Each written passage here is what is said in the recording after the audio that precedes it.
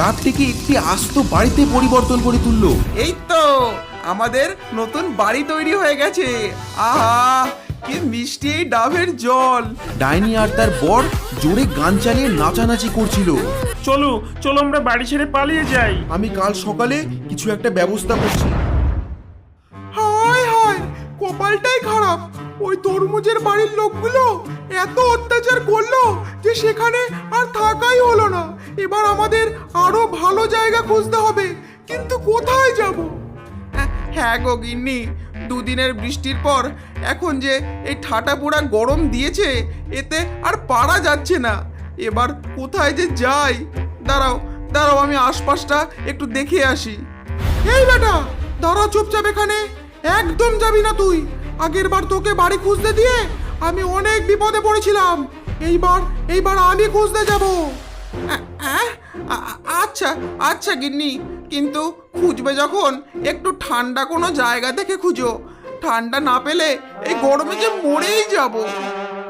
এই বলে ডাইনি ঝুমা বেরিয়ে পড়ল নতুন বাড়ির খোঁজে। ভাসতে ভাসতে ডাইনি যাচ্ছিল হারুর বাড়ির সামনে দিয়ে, আর হঠাৎ ডাইনির চোখ গেল হারুর বাড়ির মস্ত বড় ডাব গাছটার দিকে। ডাব গাছটা দেখে ডাইনি থমকে দাঁড়ালো আর দাঁড়িয়ে বলল, আরে ওটা কি? ওটা তো একটা ডাব গাছ। আহা কি সুন্দর কচি কচি ডাব। আইডিয়া! যাই ঝটপট ফরুকে ডেকে আনি। ডাইনি ফরুকে ডেকে আনলো। ডাইনি আর ফরুনামালি দুজনে ভাসতে ভাসতে ডাব গাছের সামনে এসে দাঁড়ালো। ও ফরু, ওই দেখো কি রসালো আর কি সুন্দর কচি ডাব। আজ মনে হচ্ছে থাকার জায়গাটা পেয়ে গেছি।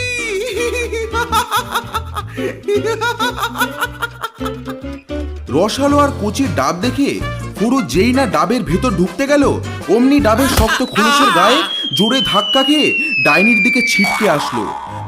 ও ও আহ ও উরি বাবা, উরি বাবা রে, উরি মা। তোমার সব কিছুতেই বেশি তাড়াহুড়ো। দাঁড়াও, এইভাবে হবে না। আমি আমার অদ্ভুত শক্তি দিয়ে এই ডাবটাকে আমাদের থাকার উপযুক্ত করছি।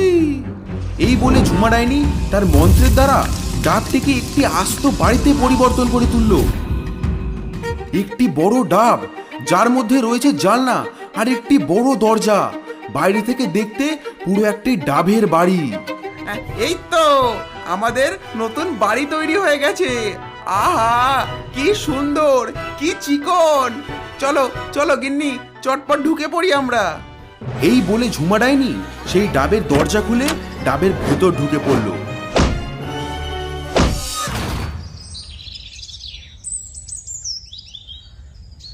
পরদিন সকালে হারু তার গিন্নিকে বলল, উফ কে গরম পড়েছে গো গিন্নি। গরমে গলাটা শুকিয়ে তো কাঠ হয়ে যাচ্ছে, কিন্তু কি করা যায় বলো না গিন্নি। আরে এতই যখন গরম লাগছে, বাড়ির সামনে ডাব গাছটা থেকে দুটো ডাব পেড়ে আনো না, দুজনে মিলে ঠান্ডা ঠান্ডা ডাবের জল খাই। এই শুনে হারু ছেলে বলল, ও শুধু তোমরাই খাবা? হ্যাঁ, আর আর আমি বাদ। আমার জন্য একটি ছোট্ট দেখে ডাব নিয়ে এসো। কিছুক্ষণ পর হারু ডাব আনতে যাওয়ার জন্য তৈরি হলো।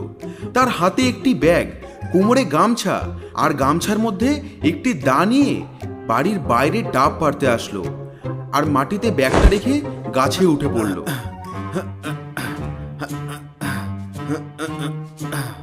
যেই না হারু গাছের উপর উঠলো, উঠতেই একটি বিরাট বড় ডাব দেখে সে অবাক হয়ে গেল। ওরে বাবা, এ কি রে, এত বড় ডাব! এত বড় ডাব আমার কাছে কি করে এলো? এত বড় ডাব, এই ডাবের মধ্যে জানলা দরজা সব আছে, যেন একটি আস্ত বাড়ি। ওরে বাবা, যাই যাই গিন্নিকে গিয়ে সব বলি। ডাবটি দেখে হারু ভয় পেয়ে সেই গাছ থেকে নেমে আসলো, আর নিচে নামতেই হারু তার গিন্নিকে ডাক দিল।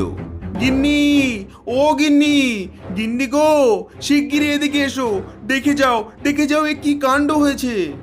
গিন্নি ছুটতে আসে, আর আসতেই হারু তার গাছের বিশাল বড় ডাবটা দেখায়, আর সেই দেখে গিন্নির চোখ তো কপালে উঠে যায়।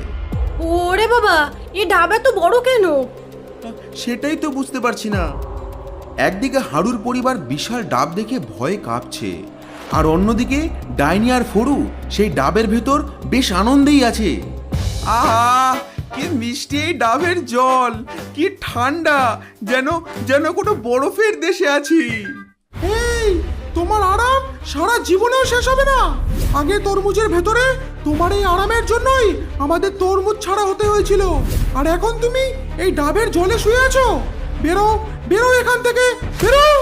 এই বলে ডাইনি ফরুকে এক লাঠি চালালো, আর ফরু ছিটকে গিয়ে দেয়ালে ধাক্কা খেলো। আহ আহ ও উড়ি বাবা, উড়ি মা। এই, আগেরবার আমি গেছিলাম খাবারের ব্যবস্থা করতে, এইবার তুমি যাও, ওদের ঘরে গিয়ে আমার জন্য কিছু খাবার নিয়ে এসো। এই বলে ফরু কোমর ডলতে ডলতে সেই ডাবের বাড়ি থেকে বেরিয়ে গেল। কিছুক্ষণ পর ফরু হারুর বাড়ির সামনে গিয়ে দাঁড়ালো আর ভাবলো, কারোর বাড়িতে না বলে যাওয়াটা ঠিক না। আমি বরং ডেকেই ভেতরে যাই। বলি কেউ আছো বাড়িতে? বাড়ি থেকে কোনো শব্দ না